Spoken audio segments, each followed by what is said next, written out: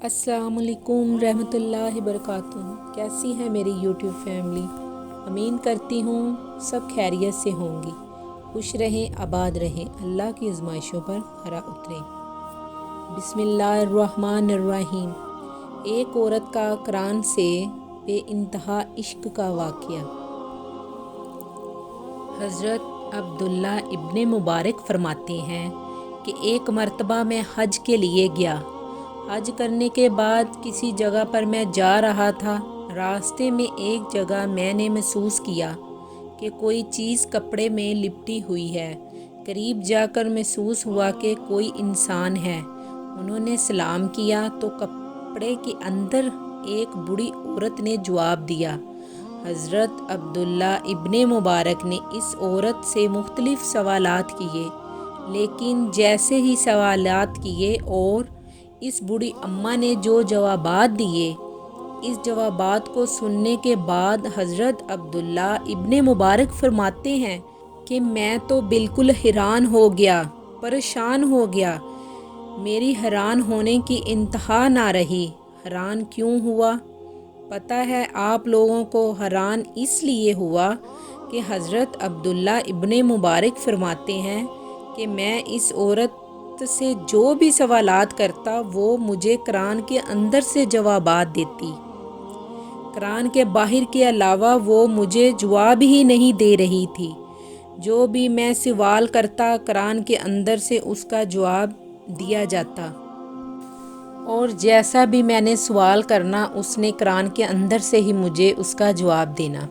हज़रत अब्दुल्ला इब्ने मुबारक ने पूछा, तुम यहाँ पर क्या कर रही हो? इस बूढ़ी अम्मा ने फिर कुरान के अंदर से ही जवाब दिया, जिसको अल्लाह ताला ने गुमराह कर दिया उसका कोई रहनुमा नहीं। हज़रत अब्दुल्ला इब्ने मुबारक समझ गए कि ये रास्ता भटक गई है, इसलिए पूछा कि अम्मा जान आप कहाँ जाना चाहती हो? तो औरत ने जवाब दिया, कुरान के अंदर से ही। सुभान अल्लाह।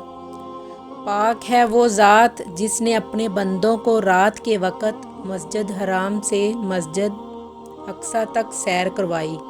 आप समझ गए कि ये मक्का से बैतुल मुक़द्दस जा रही है और रास्ता भटक गई है।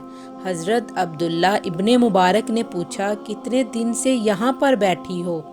तो कुरान के अंदर से फिर बूढ़ी अम्मा ने जवाब दिया, पूरे 3 रातों से।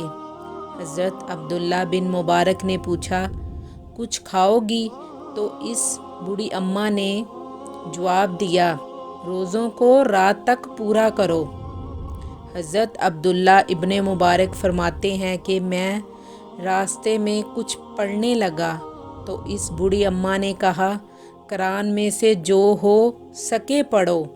इसी तरह जितने सवालात अब्दुल्ला बिन मुबारक ने किए, वो औरत हर सवाल का जवाब कुरान की आयत से ही देती। जब वो उसके बेटों के पास उसको पहुंचा चुका तो उसने पूछा कि तुम्हारी अम्मा क्या कुरान के सिवा कुछ नहीं बोलती? तो उनके बेटों ने जवाब दिया, हमारी अम्मा ने ये अहद किया है कि मैं कुरान के सिवा कुछ नहीं बोलूँगी। यही हालत उनकी 40 साल से है। अल्लाह अकबर। क्या इश्क मोहब्बत है कुरान से? इसी तरह कुरान से मोहब्बत करो मेरे प्यारे भाइयों। इसी तरह अगर हमें कुरान से मोहब्बत होना, ये कुरान का फिर दूसरा हक बनता है। जज़ाकल्लाह।